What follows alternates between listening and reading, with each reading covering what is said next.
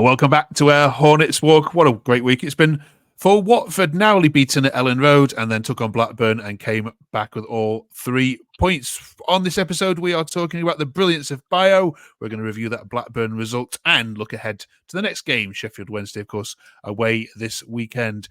We've got Rio and Luke with us. Aaron's on holiday, but they're going to both vote for their October Player of the Month, and we hope you will do too by putting it in your comments below.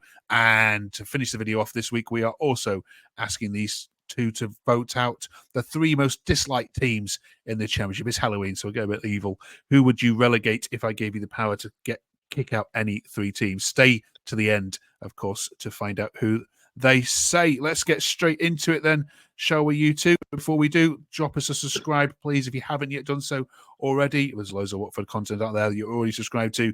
Doesn't hurt to subscribe to another one, does it? Welcome back, Rio. Welcome back, Luke. How are you both? You good, Rio? Good. How are you? Yeah, we're all good. Luke, all good? Yeah, all good. Yeah, especially after last week. A good response. Good. Very happy. Good to have smiles back on your faces. All right, let's jump straight into it. How good is Bayo then, Rio? Yeah, you didn't expect it when he came on, 20-odd minutes to go. He was winning every header, and he did that Bergkamp-esque flick near the end as well. Didn't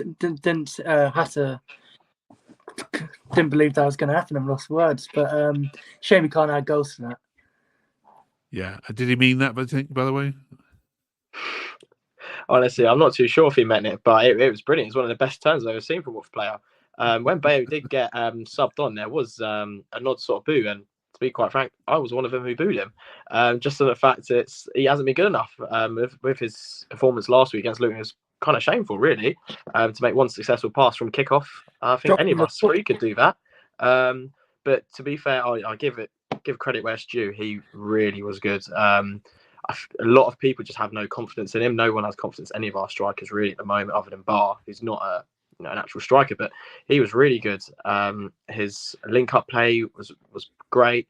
He helped a lot of times when the pressure was on, just to sort of hold the ball up and just really just calm the game down. And he got a few fouls as well, which for a striker coming on that time, that's what we really wanted to do. And then that turn at the end, it came out of nowhere. And I think that was like towards in the 90th minute as well, where he was like really eating the time up, and that sort of was the be or end all of the game really, because that is when it was sort of wrapped up. There was only 2 minutes left. We had a foul, could kill time for another minute, and it was Bayo who sort of won us the game in that last sort of 5 minutes and done a really good shift.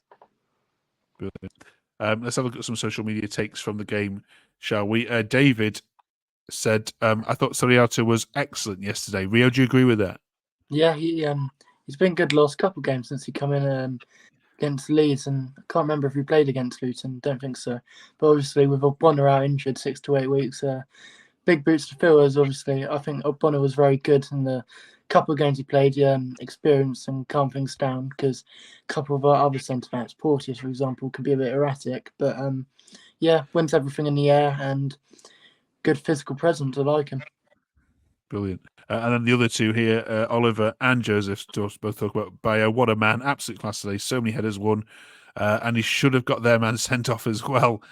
Joseph says Bayo was the best thing I've ever seen when he came on. I think it was last week, Aaron and yourselves were slating him, saying most pathetic performance ever. Do you think he's had Mr. Cleverley in his ear all week, ripping into him for that performance, Luke? Would you expect? I hope so, and I think just not Bayo, but I think the whole squad itself, especially after the Luton game. I'd love to know what he said to him, because no one played well at all. So it's not even like Bayo was, the main culprit for the loss against Luton. It's the whole side. And going into the Leeds game as well, we played really well. It was just a shame that Backman conceded 2 very basic Sunday League-esque goals, which it was at his fault for the loss. We played really well. A lot of Leeds fans that I do know said that we should have got a point if they didn't get that sort of 2-0 head start, if you like. We really played well against the top side. It seems to, especially with our away form, we never seem to get anything out of those sort of sides, and we did do really well. And to come back just by losing by 1 at the end, we should have really had more than that and left a bit frustrated. But I think Cleverley would have been pleased with that performance in that game, and that sort of confidence went into the game on Saturday, where it wasn't really a game where probably no one deserved to win it. I feel it was a 0-0 written all over it. But that's sort of our luck at home at the moment. We got a penalty took it well, and a bit of confidence now. And I think Cleverley really has drilled in not just a Bayo, but the whole side itself. And I think he's really seen sort of that reply back quite instantly, which I'm very pleased with. And I think most fans would be after the last sort of 2 games. Yeah, I am glad Aaron isn't here this week to talk about that Backman. first 10 minutes, the air might be blue.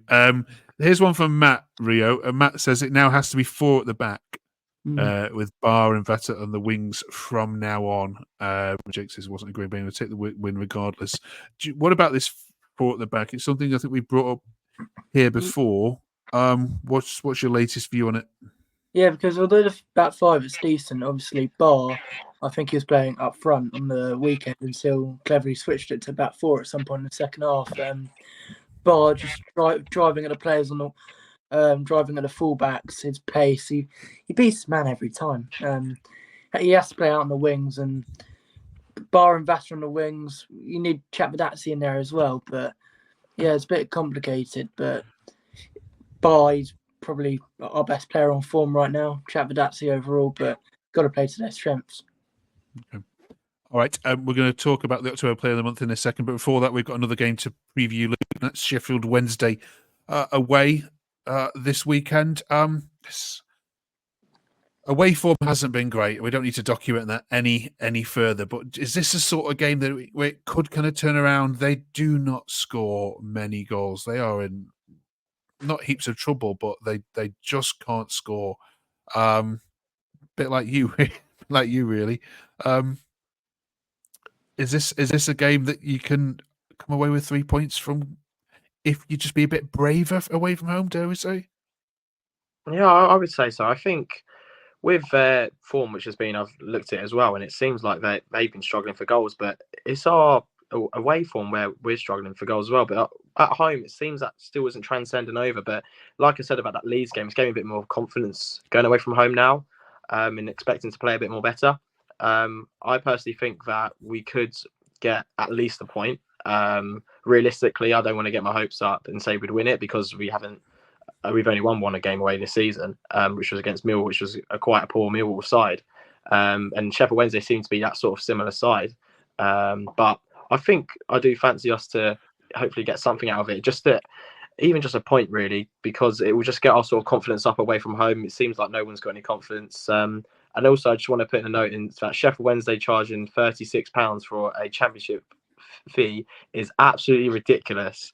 In the Premier League, there's an away cap cut-off of £30, and it should be like that. So I'm personally not going because I'm not willing to give in to that idea of things.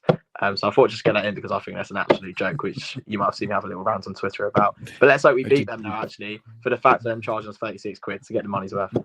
And then you got Swansea, which is a £20. Yeah, good old reciprocal. But no one wants to go to Swansea on a Tuesday night. No, thank you. All right. Cheers for that. Luke. In terms of the manager, the Man United job has just come up. There's no danger, Rio, is he, that he's going to be asked to go and support? I could see him one day, maybe being Man United manager, but not now. He's only had like 6 months under his belt. Obviously, I think maybe in the summer or something, they're looking at someone like McKenna. Like, I don't know. Depends if they're going to go up that up-and-coming route, like a Carrick or a McKenna or an established manager. So, yeah, I can't see Cleverley going to Man United now. Maybe in a few years. Is the Watford job a bigger job than being the Man United number 2 to Carrick? No, I would say the United role is much bigger. I think it's technically still the biggest club in the world. I don't think there's any bigger job in terms of the number 2 role. I think that might be the biggest number 2 role you could have in pretty world football. And yeah, it's much bigger than little old Watford in the Championship. Okay, well answered without any bias. Good. I'm not sure it will happen just yet. I think they're going to give Rude some opportunity, aren't they? Okay, October is now over, though, in terms of games, so it is time for you to give your nominations for October Player of the Month. There's a few that I can think of here. Rio, let you have first stab at this. Yeah, obviously it's been a bit of a hit and miss month with us. I think we've won every game at home, but lost every game away. Obviously, some stinkers in there performance-wise as a team, but I'd say Bar again. He's been bright every time he plays, especially off the bench. He got that win over Middlesbrough in the game, which I don't think we deserved to win one bit. He created the chance, which got us the penalty on the weekend as well through driving at their full-back. He's just a shining light in our team, and hopefully he's nailing down that role starting now, because Cleverley was hesitant at first, but Bar's proving he can do it from the off as well. Brilliant. You can't give him to him every month, though, Rio. I've just, No. just warn you. If we had a half-decent striker, maybe they'd win it. No, fair enough. Yeah, Go I ahead, think Chak Vidazzi had a really good month, but again, I would have to give it to Bar. But the reason I am going to give it to Bar is just because of that sort of confidence and that sort of the love the fans have for him at the moment. He's the fan favourite by far. Chak Vidazzi has played well, don't get me wrong, but his quality is shown like every single week. I think because Bar's like that sort of new idea at the moment, everyone's so excited about him because we get to see Chak Vidazzi play to a really high level every week, and he's linked to Wolves, which is fair enough. But I would give it to Bar. I think, if you look at the goals we've scored or the goals we've created from it's all came from him. And it's one of those things, if it wasn't for him, what would the results have been? Like, we would not got a goal against Leeds. The last 2 home games we would not won without him. I think without a shadow, I have to give it to him, even though we gave it to him last month. We have to give it to him. Okay, we're banning the November entry being him as well. All right, drop Maybe your back me comments next below. month. That's back. Drop your comment below who you think you should get it. Right, you two, thank you very much. Enjoy your trip to Sheffield. Before we do let you go, it is Halloween this week, so we are asking you to be a little bit evil for once and give us quite negatively the 3 teams that just get on your nerves, the fan bases that you'd love to see get rid of from this division. So far, no one has said Watford. You haven't had the Luton fans on. Yeah, we haven't spoke to Luton. We haven't yet. spoke to Luton yet. Okay. I mean, Luton, I presume, is going to be one of them. But who are your other 2? Rio. I mean, 2 of the 3 are in the bottom 3 right now. Luton, QPR as well, one of the nearest teams to us. Mill, I don't actually mind. They hate Luton as well. No, Leeds or someone. Okay, all right. Poor old Leeds. Luke. The thing is with Luton, I know I would love them to go down, but as Wanna much as play that, them. I love playing them. Like, we haven't played them for so long before then, so it's kind of like a bit of excitement when you play them. But rival side, just relegate them just because it'd be funny. But I actually enjoy playing them. It's great to have a rivalry. The other one would be QPR. I've always had this like sort of little hatred for them, only because I remember it was when they got promoted in, I think it was like 2011, 2012. They won it at our place. That's where they got promoted. And I remember they pitch invaded, and little old me there. I was in the family stand, which was right next to it. It was all like sort of kicking off. So I missed the whole stuff on that last day of the season because of like any trouble. So my dad took me home. So I usually enjoy watching the players come around. So ever since then, I've always had a little hatred for him just because of that, because they ruined the last day of the season because they got promoted. And it was a horrible game, that last one. I remember that quite well. And the last was tough because there's not many other teams I really dislike in the Championship. Maybe Plymouth because I've got money on them to get relegated. But I think on the basis of what I spoke earlier about that £36 for Sheffield Wednesday away, I'm going to relegate them just so I can save some money. I think just I get really annoyed QPR about little things like that. as well. Yeah, that's why I said. That's why I'm relegating them as well. So Okay. if I relegate them, I'm saving a lot of money next season. Absolutely. Right. Cheers for that, you two. Put your comments below. Who are the fan bases that drive Watford fans mad? Let us know. There's a few creeping up. Cheers for all your comments this week. Enjoy your trip to Sheffield. Let's hope it goes better than the last time you went to Sheffield, because that was not good at Bramall Lane. Fingers crossed. We'll be chatting with you smiling again next week. Thank you very much for joining us. Drop us a subscribe, drop us a like. You know what to do. Follow Rio, follow Luke on Twitter, and we'll see you next week. Cool. Cheers, Mark.